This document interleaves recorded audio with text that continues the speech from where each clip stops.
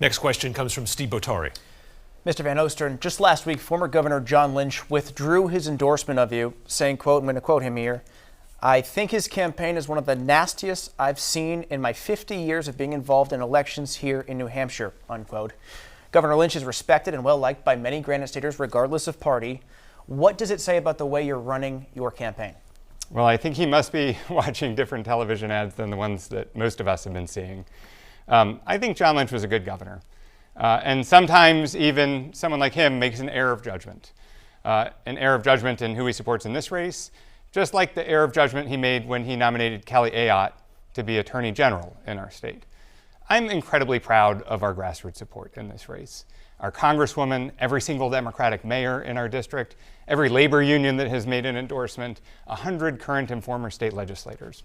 And I know the truth is sometimes it's confusing when huge amounts of money come in from outside of our state and pollute our elections. The first ever television attack ad against a Democrat in a primary in New Hampshire, in a state primary, is one that was aired against me on behalf of my primary opponent here by one of those shady out-of-state super PACs. She's brought $4 million into this state between her campaign and these super PACs.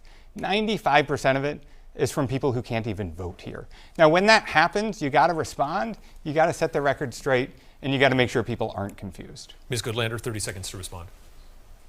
Let's set the record straight here once and for all. These shady out-of-state interests that my opponent just referred to are groups including Emily's List. Emily's List is the biggest organization in this country dedicated to electing more pro-choice women to Congress at a time when we've got less than 30% women in the People's House. He's talking about Vote Vets.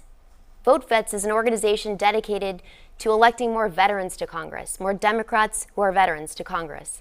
These groups, I'm proud to have the support of veterans and women all across this district. I'm proud to have the support of people in more than 200 towns across New Hampshire. We're running an old school New Hampshire campaign, and my opponent's attacks are the reason that Governor John Lynch said that this is the most dishonest campaign he's seen in 50 years. We'll give you 15 to respond there, Colin. Thanks. Actually, the first super PAC that has been sending hundreds of thousands of dollars into our state was a super PAC that essentially is funded entirely by the Jeff Bezos family and the Michael Bloomberg family on her behalf. And the attack ads they're running have been so false that nonpartisan watchdog groups have had to step in to set the record straight to make it clear just how false they are. 15, and then we're moving to the next question. Again, my opponent's focused on me. I'm focused on you, on the voters, on the issues that matter.